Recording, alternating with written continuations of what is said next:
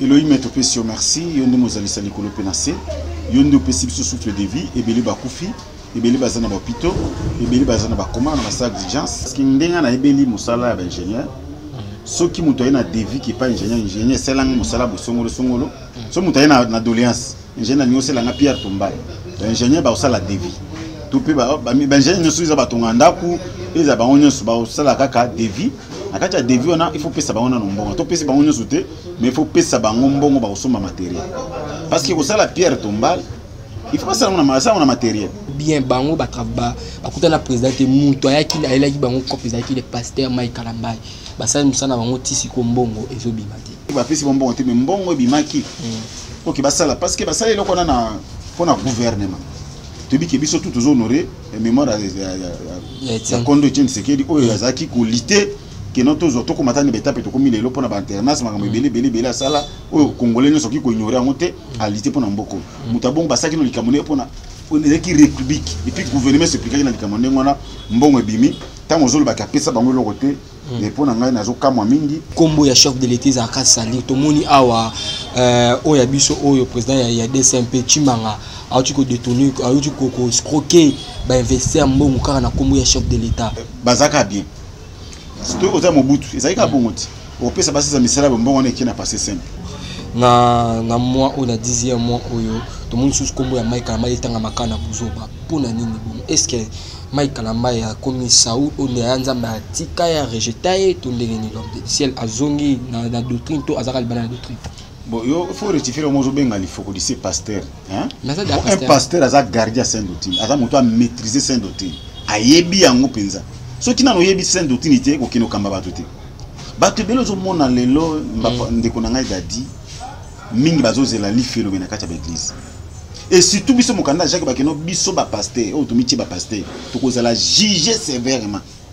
parce que il faut biso mo to zono un pasteur pour le garder bato faut mo kozala na connaissance oye ba écriture oye ba sainte doctrine nde côté ya bato o donne ce qu'on a mais il faut que ça a connaissance côté les bonnes na connaissance na connaissance te athée Jésus Christ athée repentance nzamba se manifester katina ba miracle na ba prodige ba guérison to nazana est tellement d'accord et si kazali paix à son âme et si kazana lieu de repos j'espère que kazana lieu de repos azozela enlèvement to kokutana na épée faut ba liwa ya brisque pour la vérité le lobby so photo tika la paix génération ya simana biso to tika la on peut vérité so to banko lo ba vérité pour to banga kingandi baraba tu et devant za melo belo wote so ki mutaza libanda doctrine aza libanda doctrine apôtre pour bien mokanda galati que non so ki mutu muse ko annoncer bien évangile mususu ay ko tia fondement musu biso a part biso to tché azala maudit le lo il faut quoi ça maudit aza maudit même si to maudit mais bible so ko maudit automatiquement ngomo azo même ma peuple négarima so ki mo ezali aya to la kisebo nzambe to la kisaye makambo nzambe parce que azana no bébé azana kutu mazemba ngala kama ezoko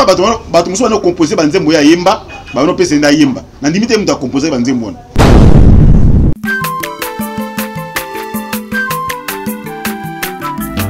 azamwana motote po akosangai abongwa ni pete po awangata nzambe ya le nazarien le nazarien le nazarien le nazarien bana kitoko koma mokondima atako babakolaki mafuta na mosakolima lelo ya yo bolingo ebateli le nazarien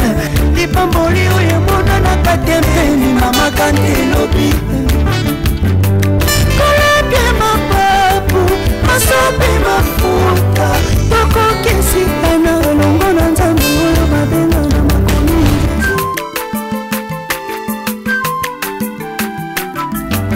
aza mwana moto te po akosangai abongwani pete po awangata nzambe ya le nazarien le nazarien le nazarien Ifada, thank you Fada. chers amis fidèles, nous sommes toujours aux Okaliba quoi qu'on a vu sur la carte chaîne Abino. Il y a les Nazareth TV dans le cadre de l'émission Abino Table Sainte. Vous êtes présenté par votre humble serviteur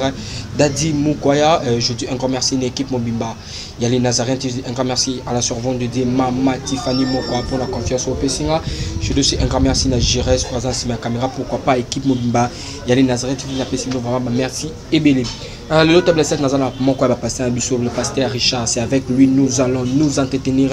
tout au long de cette émission. Restez branchés, restez connectés dans votre chaîne les Nazareth TV aussi. Ma vraiment pour moi vraiment capital de bêta affaire où il mis ce pays pasteur Mike Kalambay oyo bato moni ba ingénieur mo ba bimi ko ça la vidéo ko le pasteur Mike Kalambay a escroqué bango mbongo ya mausolée ya Etienne Tshisekedi babi ke Etienne Tshisekedi azana afanda ka nyongo ba sala musala le pasteur Mike Kalambay apesa bango et l'autre côté puis tout sur la puis les pasteurs il faut qu'on dise communication dans médias pour nous expliquer ba propos na tenu en lobai que non aligné Branham pour les cahiers sous après ça qui sous ba vie naé est-ce que ba vie on a auto sur la pasteur Richard Wazali défenseur ya doctrine est-ce que toujours le pasteur il faut qu'on dise la zone quand la doctrine to est-ce que ba propos ya pasteur il faut qu'on dise la zato azali bande la doctrine c'est avec le pasteur nous allons nous entretenir tout au long de cette émission avant d'abord présenter l'homme de Dieu le pasteur Richard Nansing en a régi à mission cantique édifié à Bananzambi au sa Bananzambi le kumu le sako mon konzi il y a la servante de Mama Tiffany Mokoya et puis on se retrouve après cette chanson.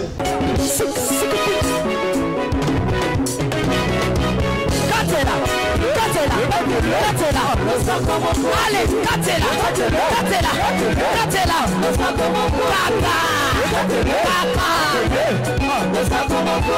Yambaloya daba pasteur bakokata.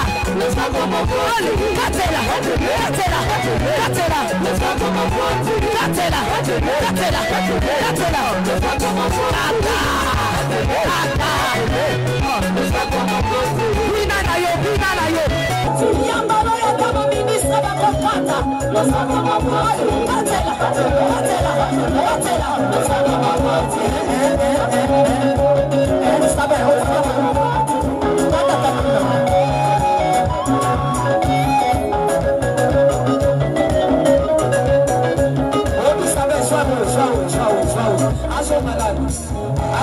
Eli.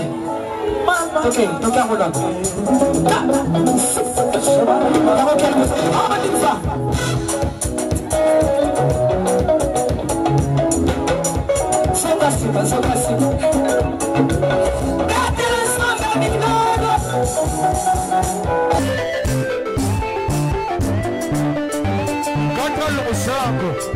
Nazokatela nzambe lo sako na sesiko. Nazokatela lo sako siko kuna. Nalikina katela nzambe lo sako. Lo sako awa. On y va. Allez, katela. Allez,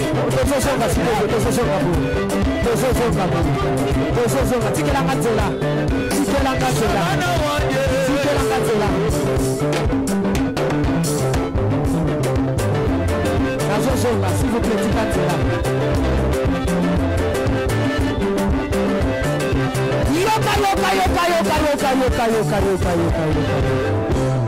Olingi libar, Olingi kopot, Olingi mosala, Bona nini.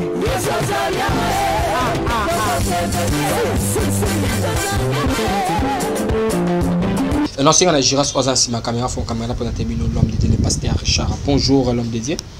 Bonjour mon frère Dadi. Bonjour na balani na biso les Nazareth TV. Ou ba mesena ko landa biso partout dans le monde. Et puis bonjour na ngai pa ya Amani Bongo depuis États-Unis na PC na ba bonjour ebele. Na ye na Suisse na Lausanne na moni Ser Pichuna na PC Mbote et puis na Belgique na moni Ser Gracia na PC Mbote Makasi na PC na Paris na PC Laeli Benga na PC ba bonjour. Et puis maman Brigitte na Paris, maman Brigitte na Canada et puis c'est Linda toujours na Canada na PC Mbote na PCP couple Kivoloka Simon Kivoloka couple waza pastoral na Allemagne na PC bango Mbote et puis maman Isa na mobile na ye na PC bango pe Mbote bisika bazali kolo apambola bango. Ok, merci vraiment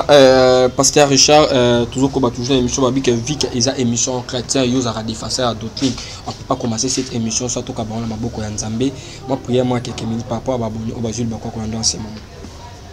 Elohim est opé merci, yonde mozali sali kolo penase, yonde opé sous souffle de vie, ebeli bakufi,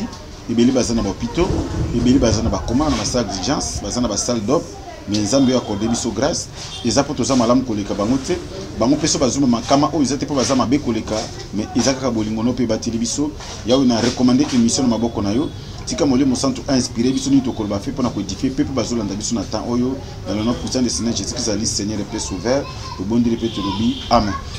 Amen l'homme de Dieu. OK, l'homme de Dieu to kota d'abord na actualité autolobi na mokwalelo. L'homme de Dieu to mona ki bato ba ingénieur soit disant ba ingénieur ba bimi na kati ya média ko sala émission ko parler sur le pasteur Mike Kalambai. Ingénieur wana babi keza bangonde batonga tom ya Etienne Tshisekedi otoyebi wazaki combattant balobi keno batonga neni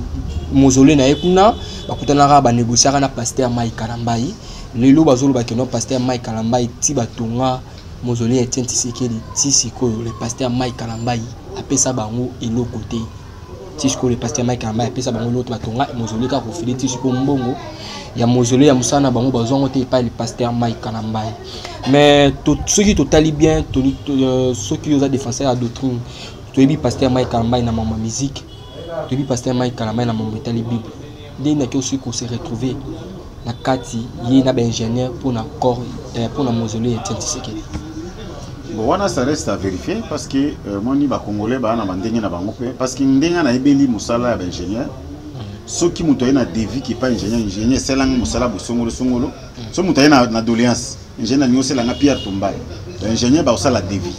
tout pe ba ingénieur nyoso iza batonga ndaku iza ba onyoso ba osala kaka devis na kati ya devis ona il faut pesa ba ona nombongo to pesa ba onyoso te mais il faut pesa ba ngombongo ba osoma matériel parce que osala Pierre Tombai il faut pas ça on a matériel okuta esime ko taka na kati zele ko na kati na basangisi na ba matière mususu. Bon, ceux qui basaki musala ka bongo basala ki na ngo mozole po osela mutu papa na biso père son âme Etienne Tshisekedi ko azali to benga kemenge père de démocratie azaki mutu munene na mboka na biso Congo ko banda zaiti Congo azaki mutu munene et puis to monique grâce ko yake non mwana na ye Etienne Félix Tshisekedi le londa za président je crois que ye mutu azaki ko c'est ça Pierre Tombala papa na ye na lebi ki mbongo bima parce que ils ont un budget au ebima qui pour na musala wana mais bande ko ba ingénieur bazolo ba est-ce que réellement ba salika la makamunyo so fele nde bazoba ke frère ngama ki Kalamba ya buku pesa ba mbongo toza penzana no site mais c'est lo bangundi ba lobi bible bi ke mokonzi ali akanyama litu emokote photo yo kana no pito luka démarche to luka to kutana na frère maki Kalamba to tuna yeke no makambo to zo yo ke za ndenge ne yepa que si biso parce que comme on est bimi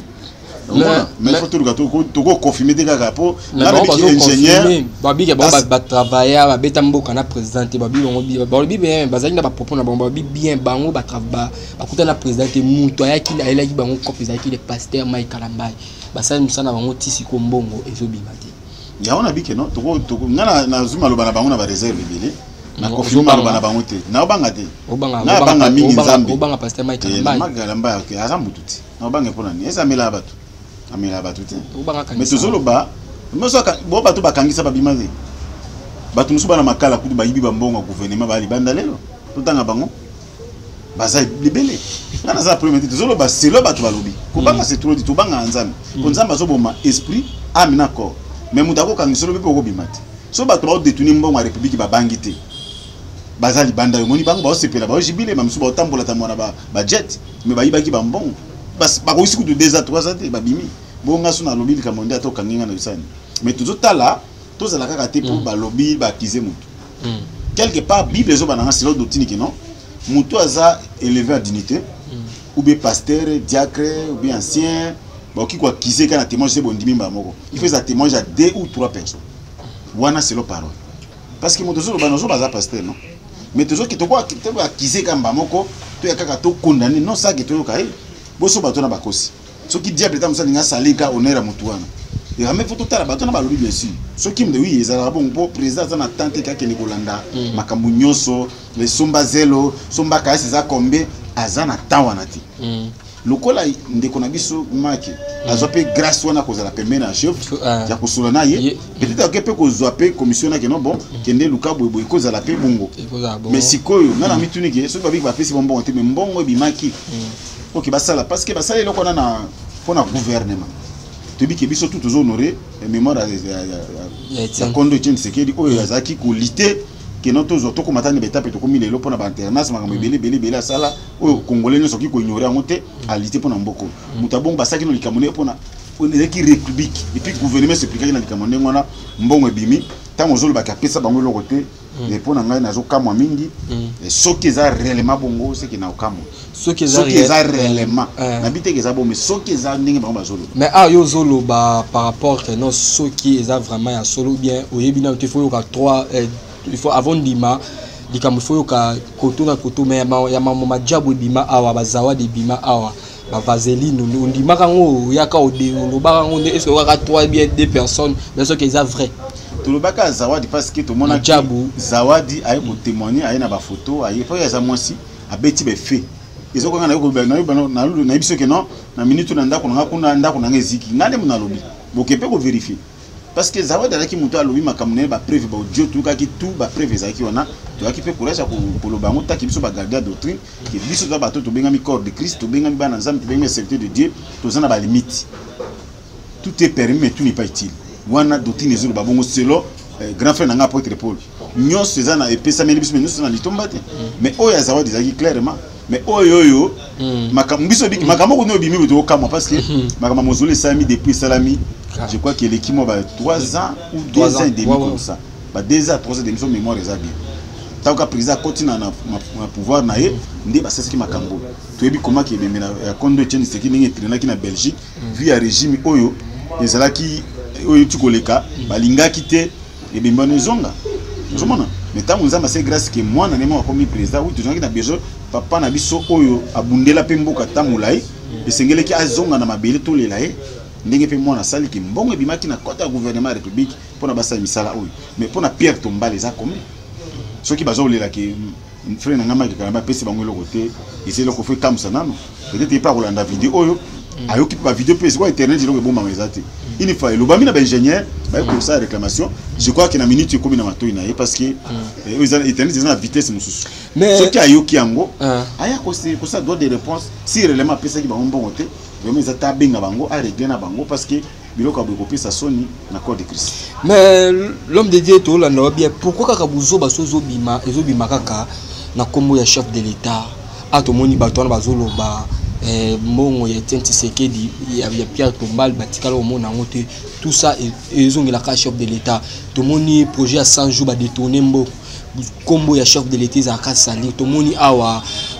oya biso oyo président ya DSMP Chimanga a tu ko détourner a tu ko escroquer ba investir mbongo kaka na kombo ya chef de l'état le lot omona pourquoi ba syndicat ya chef de l'état ezaka boyi qu'est-ce qui se passe kombo ya chef de l'état za ka sali pourquoi kaka bongo longi bon chef toujours ba critiquer parce que chef waza présenté escroquer o escroquer bandi pa na chef bandi pa na été mais na régime la ki ba to banana mobutu nana pour to tika savu moi par pour ka savu azaki logique azaki mundo so abimi na mbongo alete zonga ko tia azongisa na caisse asi on ko fabatika famille pauvre ni kamuza te mais azaki logique ndi yango akufa pe pauvreté parce que bazaka bien surtout oza mobutu ezaki ka bongo ti o pesa basi za misala mbongo ne kina passer simple c'est ça chef a pesa ordre a pesi ordre que no boko no bimisa mbongo na banque pour na musala bo budget ça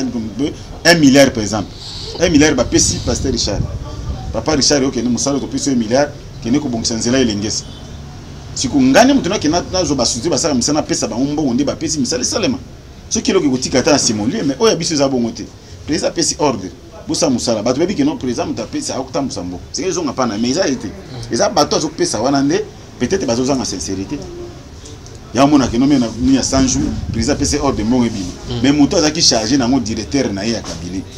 ndi akiko saba makambo ya salaki ozomona c'est ça na tira ba congolais même régime uti ko leka ya yenia ya ndiko na biso rais atotika ate ko bima na pouvoir tout le monde est toujours ba makambo ndengwana omoni tout le monde est toujours ba makambo ya saki non opération ba saki ya ko kanga batu ko tia bango na ba piso batu ba détourner ba mbongo à l'état c'est comme ça ils akana ba régime les andis ko batu bazo za pemena mokonzi ba aider moni po bato bazomona ye soki ya pesi hors de bosa musala bosala moté bato bamona président bamona ote mutu bapesa kimbongo mais yo mutu za pembeni wana il faut faciliter tâche pour président banoza te azawa zara mutu il faut se protéger par exemple ennemi belé akiko bimaka tu na place nyoso te mais soki a délégué ministre mutu boy ba délégué be gouverneur be ministre songolo pakala yaka sala musala ba tindi yo osala mo pe mona na miso bato tango monani ndé l'honneur ne kozonga pas président mais soki o BBC au salaire on ndenge on a té bato bazomona yo te mutu batindo sa sur le terrain bazomona beaucoup mestre bazomona chef à quartier bazomona mbama ko numéro 1 c'est ça na sens on a moni komona e iko za salina par la responsabilité ta chef mais l'homme de Dieu pourquoi kaka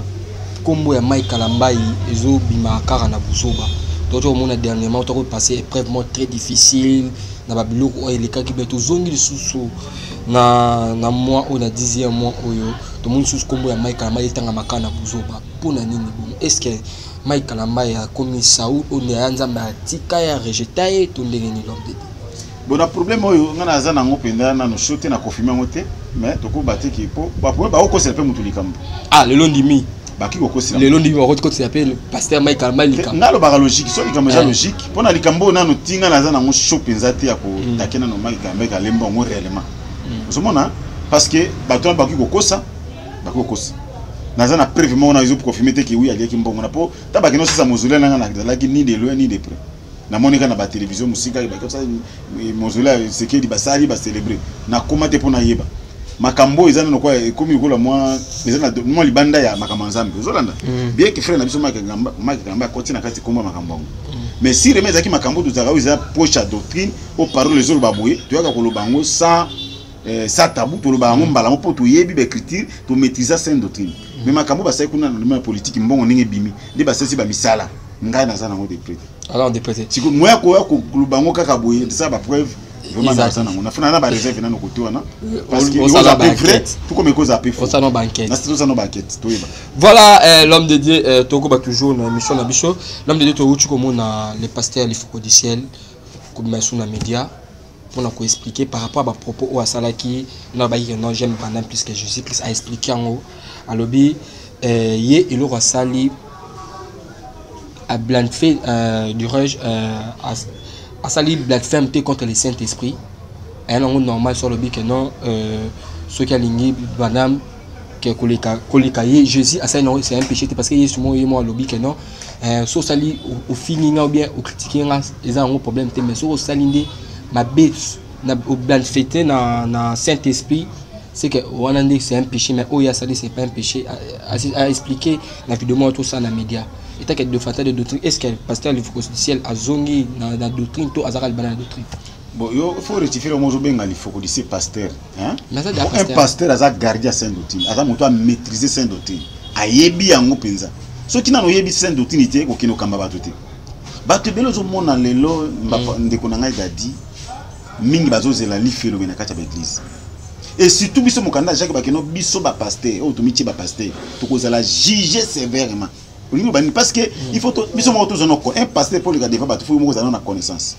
oye ba écriture oye ba sainte doctrine nde côté ba to o donne ce qu'on a mais il faut que ça a connaissance ko tali bon na connaissance te ana connaissance te na makambo elaksika azangi pena connaissance na moi mais bandimi baleki na connaissance bato bandimika bafana na baba baleki na connaissance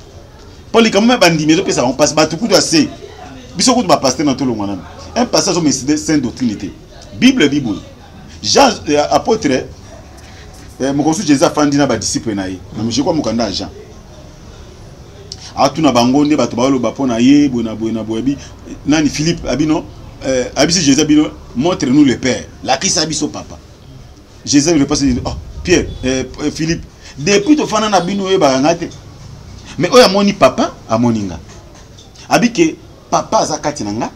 nga kati na papa bino kati nanga c'est-à-dire mystère spirituel makambo ko déjà simple on na ebite so za pona ye taki monter arriba te bi o kala nga jona Jésus ba kino tata nga na kati na tata kati nanga apete aba kino nga na tata doza mutu moko yo kasi na bokonzi kuna likoleza kiti za misatu molimo santo Jésus na nzambe na divinité nzambe mimi présenter na 3 chiffre accomplissement mystère ba mystère des anatu ko fungola te po eza mokola enseignement te eza ba mystère toujours le kamba chiffre te eza na ba mystère ya moni Jésus tanga kufaki asali 3 jours à secours. Ils ont chiffre à résurrection. Ils ont même mystère na bana bo moto mo il faut comprendre nango ezate parce que abengami appelé na Nzambe. Si réellement zaki na molimo santo, anga comprendre que non kaka yo wana baba tata yo wana parce que Nzambe tanga zo ba que non Jean chapitre 1 verset que non au commencement était la parole et la parole était avec Dieu et la parole était Dieu. So kiti na verset 12 à 14 et puis que la parole a été faite chair. Bido baona que là est comme une zoto. Na téléphone Nzambe tango ay kubota malokwa batu nyoso ye wana Nzambe botami mais azolo bakwa batu nyoso. Azolo kapé passe na téléphone na ye tango kiti lokwa batu azoli azo mela lokwa batu nyoso. Ozomona ya ngo mona so tangi na chapitre 9 verset 5 biki no mutu wana ko kita ye wana Nzambe ko kita kolata nzoto obinga Emmanuel azo ensemble na batu akwa pona ko bikisa ye wana Nzambe. Molimo sa tuna Nzambe mutu moko tanga la kaba disciple no akufi asekui abiki bobi na Jérusalem était bozelati et la konzama sa molimo sa takoya taka wana Nzambe Jésus azongela ki bango na forme ya Saint-Esprit aki bazo parler la langue ban ye wana les mêmes wana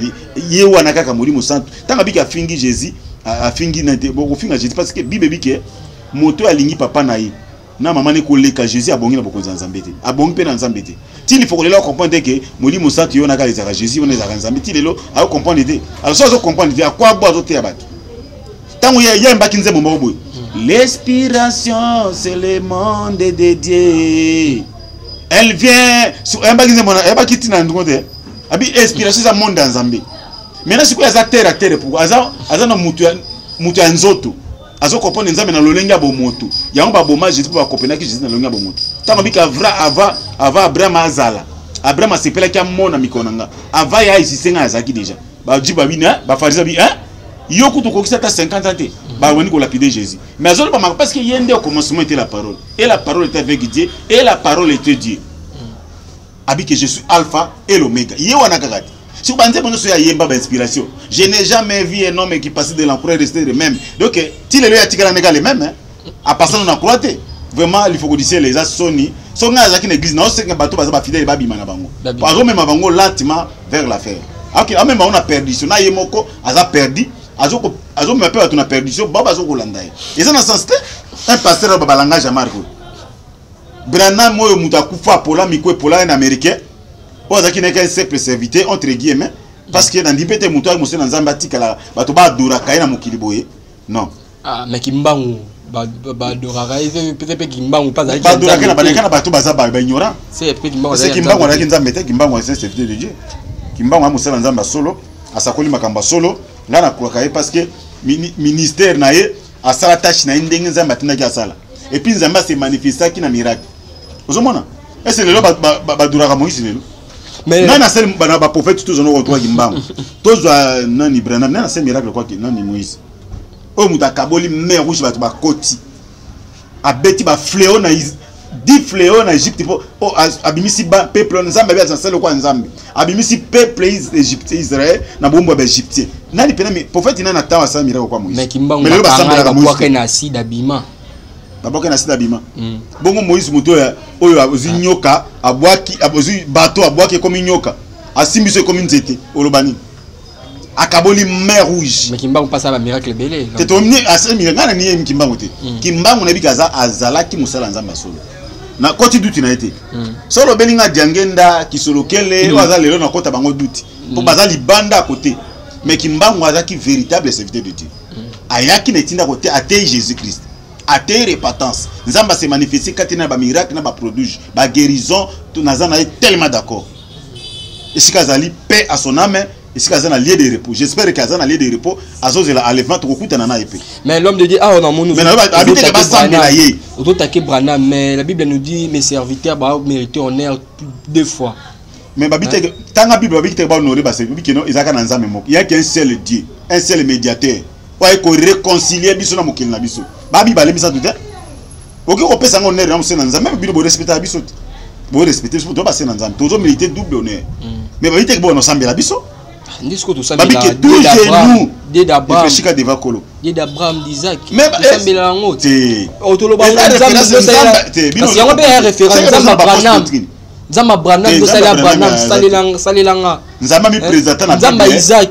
no sala Isaac sala la ngapé kasi ami présenta na bonzambe na no sala la ana nzambe o sala répondre ko ba ko zana sinanga na répondre kasi yo zo boya ngo so tu vas na ignorance ba tu vas comprendre biso nzambe ami présenter parce que alongoli Abraham na Mésopotamie qui a sana histoire Abraham aboti Isaac aboti Jacob aboti 12 tribus bana Israël 12 tribus yuti wana nzambe ami présenter comme nzambe à Moïse Isaac na Jacob trois batumi ça abati kinga nzambe eli même eli ta bossa mena ba Moïse bo se référer na nzambe wana eloko tu bana na bandeli i ava Israël ibandi na Abraham aboti Isaac aboti Jacob aboti bana 12 tribus histoire fait bana ne bandeli nzambe mi présenter à part bona yebisanga mutu nzambe mi présenter pas na yeke nzambe à Paul nzambe à Jean non mais OK Bible bina mokanda ya Acte chapitre 4 verset 12 que na likolo na mokili na sena mokili ezaka na kombo mo epesa même juste invoquer le nom de Jésus-Christ so moni ba kombe komi nzambe o moni ba pasteur ba koti ba sia so culture wana o ba koti ba kabal juif bango ba ke ko simba ba nzambe ba paya so ba komi couvrir na sima wana nzambe ya Moïse nzambe ya Richard asalaka na moto fire et comme il okuta déjà ngana na obligé na sibengela ka kombo Jésus c'est leur doctrine po ba nzambe musu baze belé des za nzambe Jezabel le za nzambe Nicolas de za nzambe ba ndie bazana ba 5000 nzambe na end so ke na end okuta mutu musa sikomisa ngombe nzambe nayi mutu musu mbwa nzambe nayi ba nzambe baza ebele yango pona nzambe ayebaki pourquoi ba apôtre ko ba ki inspiré ba biki non ezina kombo musu pesa mela bisote Acte chapitre 2 Acte chapitre 4 plutôt verset nango 12 ezaka na kombo ya Jésus to kobelela na ba kombo nyoso nana belela kombo nini kombo ya Masi babite kombo ya Richard kombo ya Diangenda kombo ya Mahomet kombo ya Branham kombo ya Lifoko kombo ya Baruti non il faut que ça batte parole évangile ngobimba nango to cacher te poto banga batu to banga liwa to lobela batu polele ba disciple ba kufi à cause makambo ba défendaki la sainte doctrine ti ba kena kufa nzamba assister ba mortalité king ba yei pour la vérité comme la biso bato ba payer ba prix ba kata bango ba mitu ba kufa ba liwa ya brisque pour la vérité lelo biso photo tika la pe génération ya simana biso to tika la pe vérité so to banko lo ba vérité pour to so banga kingandi bara batu et devant za melo belo wote so ki mutu azali banda doctrine apôtre Paul bina mokanda galati ke non so ki mutu muse ko annoncer bin évangile mususu ay ko tia fondement mususu biso a part biso to tche azala maudit lelo il faut quoi ça maudit aza maudit même si tu me dis mais Bible so ko maudit automatiquement ngompo azo même peuple négarima bato ko la kufela pour maudire mes serviteurs qui es-tu pour je suis serviteur de Dieu tant que côté on maudire yo Bible so pesa nzela on maudire père bénir tous les monseigneurs nzamba za na capacité à maudire père tant que côté à maudire yo pesa na droit bénir c'est ça. Ok, voilà l'homme de Dieu. Merci vraiment. Nous sommes vraiment arrivés à la fin de notre émission. Moi, de la fin, Kozani, numéro de téléphone, sur votre nom, sur votre pour ça, aux hommes, aux hommes, moi, de la fin, Nangazali, Kakino, Batouba, Baïba parole, vraiment. Il y a un monde qui chrétien béré, qui vérifie l'écriture. Lelo, nazo lingate ba benga bato bandimi. Po bandimi maranyoso. Oye na mai bandimi. Oye na bougie bandimi. Oye na mouchoir ondimi. Yaka to tungula yo ondimi. Yaka yo lata chapelle bandimi. Sambela Maria lo sako bandimi po yandimaka nyoso. Mena lingi to benga ba disciple. Bible ke no bisu ke no former ba disciple akolo parce que disciple na yebi maître ne malam. Disciple yebi mungonga maître na ye ala na mupayate ala na ka maître na ye. Bebozola na biso. Beboza pe kuna bokomi si Branham nzambe. Bozela lac de feu moto. Lokola Branham akufa pona bino talibino. Mutako sabinote. Oyo le kanis na ba Branhamiste na bina en général na bango. Mutako za la sauver azate take ba quitter Babylone te. Parce que kuna peza ne Babylone to binga Babylone. Kuna na église ya Branhamiste ne Babylone eskezali. Peuple nzambe beli nzambe ba quitter. J'espère que ba oyo eli nzambe ba quitter. Bato baza ba fanatique ba prophète. Ya ba apôtre. Yaba nani c'est la perdition. Jésus azozonga babongo la mitema. Il faut que dise azomi contredit parce que connaissance zate so ki moi ezali aya to la kisaye bonzambe. To la kisaye makamwa nzambe parce que azana no bébé azana kutu mazemba ngala kama ezoko bato muso no composer banzembo ya yemba ba no pesa nda yemba. Na ndimite muta composer banzembo wana. Potala mutemba que non je n'ai jamais vu un homme à passer na croix tika ndenge moko. L'inspiration c'est le monde de Dieu. Ngaka ça na ba dimension bonzambe moko boy. mais via makambo yo na moni ka ya ebi na ile côté na moni ka zana no bébé spirituel we sengali aya to enseigner ye christianisme to la kise bonzambe na profondeur nango to la kise la sainte doctrine azana na doctrine à Jézabel oyo azana ngo doctrine à Jézabel doctrine à Nicolaïde ba doctrine oyo ba judaïsme même si ba judaïsme kutu na limite ba ko ba biloko ya zolo ba même si Babylone la grande au mère na bango nana loba biloko aboite bien si a l'égizaka si ne quoi âge de lumière bandeko bolingo benga bandeko les Nazareth olingo benga passer Richard benga na piste 143 99 848 78 07 piste 143 99 848 78 07 okukuta ngamoko tokosolola yo poser ba question na ngo besoin toko répondre ce qui colle sur ma saisonité. Ok, voilà, nous sommes arrivés à la fin de notre émission. C'était votre humble serviteur Dadi Mukwaya. Je dis un grand merci l'équipe Mali Nazareth. Je dis un grand merci à mon PDG, la servante dédiée Maman Tiffany Moko pour la conférence au Pessinga. Je dis aussi à Jérès ou à ma caméra, pourquoi pas Alain Kekala, Oyo Azali, na Régine Pessinga Mbote Ebele. Nous toujours dans le Banasuka émission Bafa Bafa. Bachala Bachala, Vitamine Coli. On se retrouve à la prochaine. Bye bye.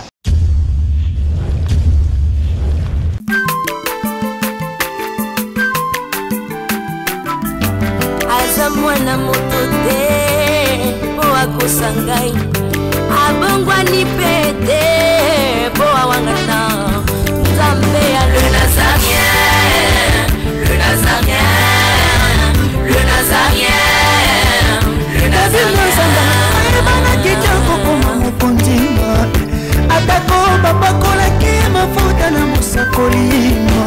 lelo ya yobolingo bateli le Nazarien. Pamboli oye mona na katempeni mama kantino